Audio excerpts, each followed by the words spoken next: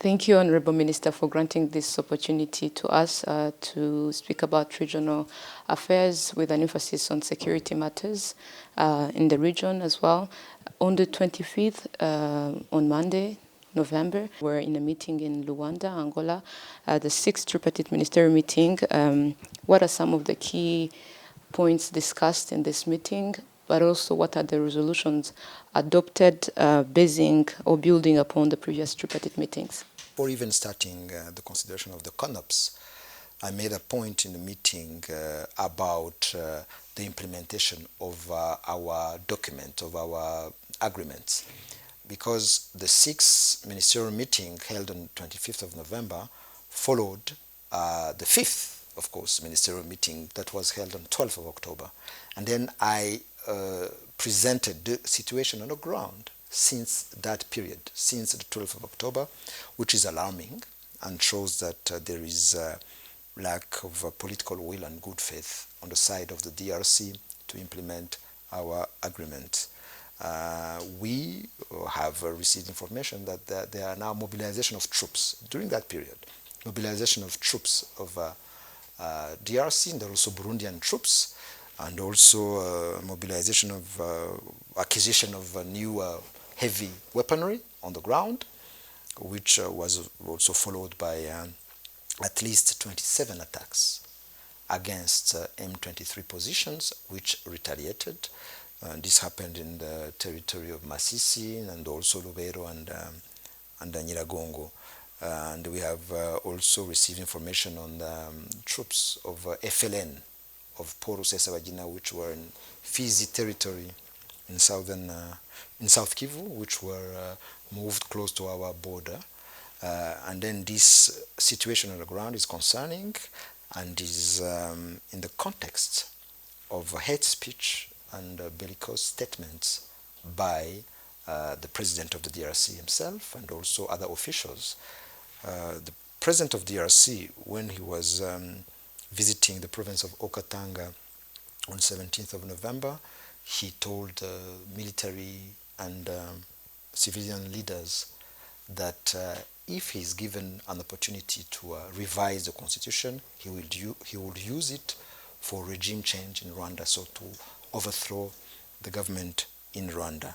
And you have heard also recently this inflammatory statement of the Minister of Justice, Constant Mutamba, who used insults, call to murder, and also hate speech against the Congolese Tutsi, against the president of Rwanda, and against the Rwanda as a country.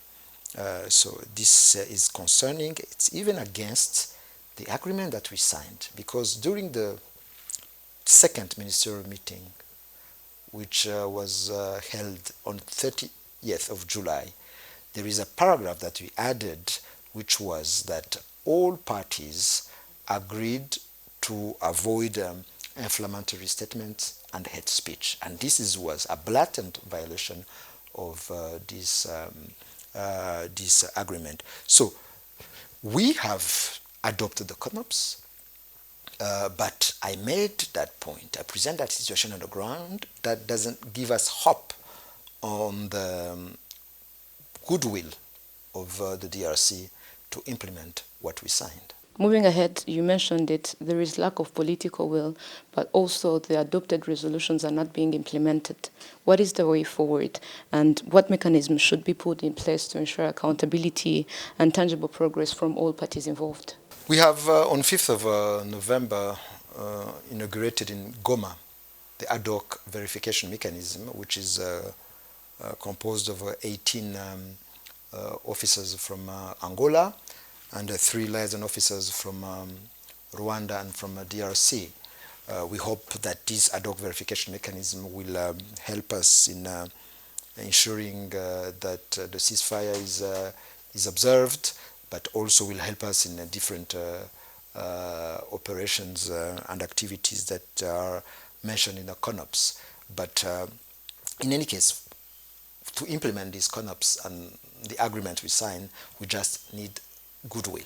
We have said on several occasions that we have defensive measures at the border, to avoid, to face that security threat. And those measures are dynamic, are proportionate to the threat that we are facing. When Constant Mutamba, for example, saying what he said, this is actually the reason why we put in place those kind of defensive measures. And those measures will stay in place until the CONOPS and then our agreements are implemented, meaning the neutralization of our security threat, which is the FDLR. You just highlighted the inflammatory statements by public officials, being the president, also the Minister of Justice recently in Goma. What role should regional frameworks play in curbing such recurring events, because it's been happening more than once, and in further preventing the conflict from being bigger? The government of DRC needs to own its conflict and to find solution for that conflict. There are problems on the ground, like the problem of the Congolese Tutsi in Eastern DRC. We are talking about that movement, the M23. It's even the second M23. We had the first M23. Before the M23, there was the CNDP.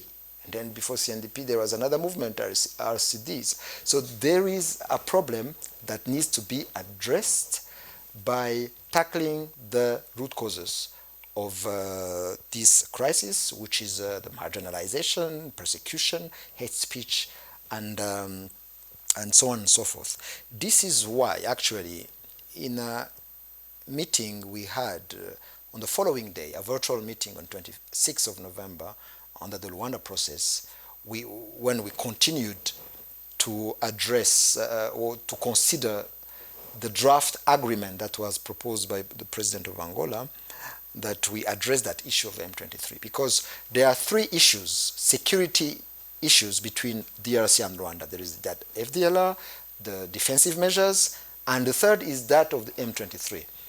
The two first issues were somehow addressed in the CONOPS, but there is that remaining issue that should be addressed as well.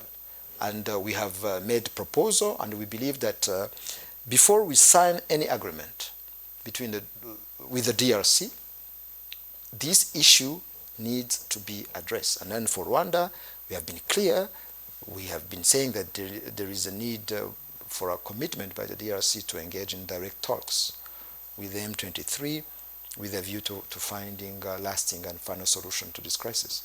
As we sum up our interview, the upcoming 24th Ordinary Summit of EAC Heads of State is underway and presents an opportunity for advancing regional integration and security. What key priorities will Rwanda advocate for during this summit, particularly in the context of current regional challenges? We have always been advocating for more integration. You know that the East African community is made of four levels or four steps, pillars. There is the customs union, there is the common market, there is the common currency, and then political confederation. Now we are at the second pillar, at the second level of common market, so free movement of people, of goods, services, and labor. And we are advocating for more integration and to lift what we call non-tariff barriers, because we still have barriers in the free movement of people in our region. So we always advocate for more integration and to remove all obstacles to integration. Regarding peace and security, of course, it's also the EAC needs to play its role. I recall that the Nairobi process, because this is a process initiated by the East African community, and this was aimed at addressing the conflict in Eastern DRC, tackling also the root causes, and promoting dialogue between the DRC government and the armed groups in Eastern DRC. We always talk about the M23, but there are more than 250 groups, armed groups in Eastern DRC.